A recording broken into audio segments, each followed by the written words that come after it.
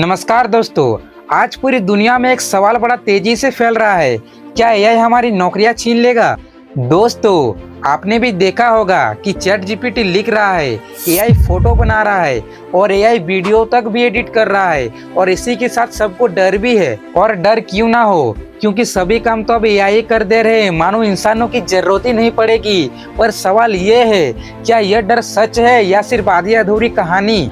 आज हम इस वीडियो में बात करेंगे आखिर एआई असल में होता क्या है और कौन कौन सी नौकरियां खतरे में हैं। इतिहास हमें क्या सिखाता है और भारत जैसे देश पर एआई का क्या असर पड़ेगा, और सबसे जरूरी चीज, हमें क्या करना चाहिए। और वीडियो के आखिर तक बने रहिए, क्योंकि अंत में आपको एक ऐसा फ्रेमवर्क दूंगा जिससे आप एआई के दुश्मन नहीं बल्कि एआई के दोस्त बन सकते हैं। सबसे पहले समझते हैं एआई होता क्या है। एआई मतलब आर्टिफिशियल इंटेलिजेंस। सोचिए, आप अगर रोज मेहनत करते हैं, स्किल सीख रहे हैं और नौकरियां ढूंढ रहे हैं, और अचानक से ये पता चले कि आपके सभी काम एक मशीन कर रही हो। आज एआई यानी आर्टिफिशियल इंटेलिजेंस सिर्फ एक टेक्नोलॉजी नहीं बल्कि हमारी नौकरी, हमारी सैलरी और हमारे भविष्य तक असर पड़ सकता है। एआई मतलब एक ऐसी मशीन जो इंसानों की तरह सोच सके, इंसानों की तरह काम कर सके और इंसानों के भांति फैसले भी ले सके। चैट जीपीटी स्क्रिप्ट लिख रहा है, एआई ऑटो ड्राइविंग कर रहा है, यहाँ तक कि कस्टमर केयर तक एआई आ गया है।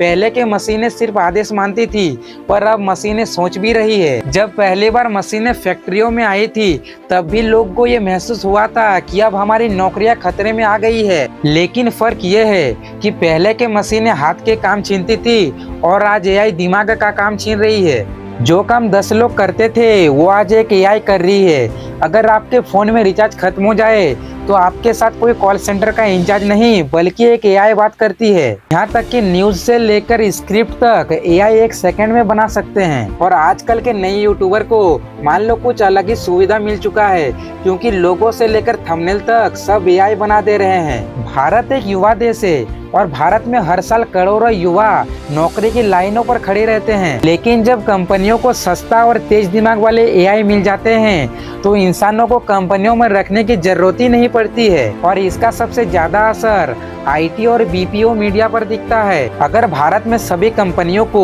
तेज दिमाग वाले एआई मशीनें मिल जाए तो वो भारत की युवाओं को जॉब क्यों देंगे? अगर सभी काम एक एआई कर देते हैं और भारत की युवाओं को अगर जॉब ही ना मिले तो भारत में बेरोजगारी तो बढ़ेगी ही ना।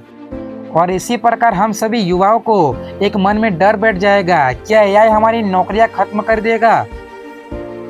एआई नौकरियां खत्म नहीं करता, बस एआई नौकरियों के रूप बदल देते हैं। समस्या एआई नहीं है बल्कि समस्या हमारा अपडेट ना होना है। अगर सरकार स्किल्स ट्रेनिंग नहीं देगा तो बेरोजगारी बढ़ेगी ही ना। भारत के सभी कंपनियों को बस मुनाफा दिखती है, लेकिन किसी को ये नहीं दिखता कि भारत के युवाओं को रोजगार कैसे मिले और इसका समाधान कैसे किया जाए। भारत में एआई का इस्तेमाल होना चाहिए, लेकिन इंसानों को हटाकर नहीं बल्कि इंसानों के साथ रहकर। एआई से डरिए नहीं बल्कि एआई से सीखिए, क्योंकि एआई आने वाले काल का भविष्य होगा।